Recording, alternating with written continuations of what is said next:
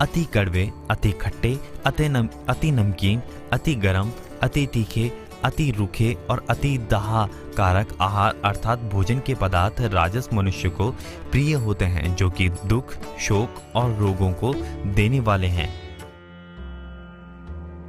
करेला, ग्वारपाठा आदि अनेक कड़वे पदार्थ, इमली, अमचूर, नींबू, छाछ, सिरका आदि खट्टे पदार्थ, अधिक नमक वाले पदार्थ, गरम गरम पदार्थ, तीखी लाल मिर्च वाले पदार्थ, जिसमें घी, दूध आदि का संबंध नहीं हो, ऐसे भोजन राजस मनुष्य को प्रिय होते हैं, परंतु ऐसे पदार्थ परिणाम में दुख, शोक को देने वाले हैं।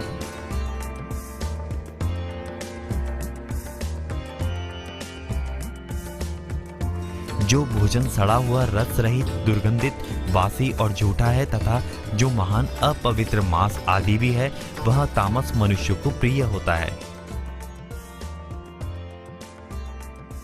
पकने के लिए जिन्हें पूरा समय प्राप्त नहीं हुआ है, ऐसे अधपके अथवा जिनका समय बीत गया है, ऐसे फ्रिज आदि की सहायता से रखे हुए साग, फल आदि भोजन के पदार्थ, सड़न से पैदा की गई मदिरा और दुर्गंध वाले प्याज, लहसुन आदि भोजन के बाद पात्र में बचा हुआ अथवा झूठा हाथ लगा हुआ झूठन, रजवीर से पैदा हुआ मांस, मछली, अंडा आदि तामस मनुष्य को प्रिय होते हैं। भोजन संबंधी कुछ अन्य बातें, यदि सात्विक भोजन भी राग पूर्वक खाया जाए तो वो राजस हो जाता है, और लोलुपतावश अधिक खाया जाए तो वो तामस हो जाता है। ऐसे ही भिक्षा में प्राप्त रूखा, सूखा और बासी भोजन भी भगवान को भोग लगाकर भगवान नाम का जाप करते हुए स्वल्प मात्रा में खाएं तो वो भोजन भी भाव और त्याग की दृष्टि से सात्विक हो जाता है। शुद्ध कमाई के पैसों से अनाज आदि पवित्र खाद्य पदार्थ खरीदे जाएं, पवित्रता पूर्वक भोजन बनाया जाए, कृष्ण को अर्पण किया जाए और भगवान का चिंतन करते हुए, उनका नाम लेते हुए प्रसाद बुद्धि से ग्रहण किया जाए तो ऐसा भोजन सात्विक होता है। उपनिषदों में आता है कि जैसा अन्न होता है वैसा ही मन हो जाता है, अर्थात अन्न का असर मन पर पड़ता है। भोजन का पहला ग्रास भगवान का नाम लेकर ही मुख में डालें।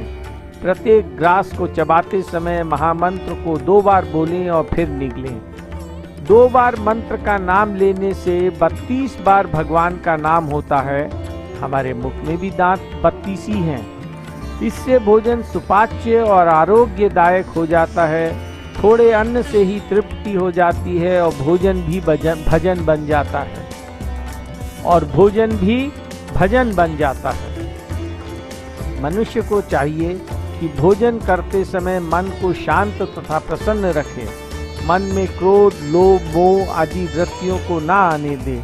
यदि कभी आ जाएं तो उस समय भोजन ना करे, क्योंकि वृत्तियों का असर भोजन पर पड़ता है और उसी के अनुसार अंतःकरण बनता है। भोजन करने वाले और कराने वाले के भाव का भी भोजन पर असर पड़ता है। भोजन कराने वाले को जितनी अधिक प्रसन्नता होगी वो भोजन उतना ही उत्तम दर्जे का होगा। पर यदि भोजन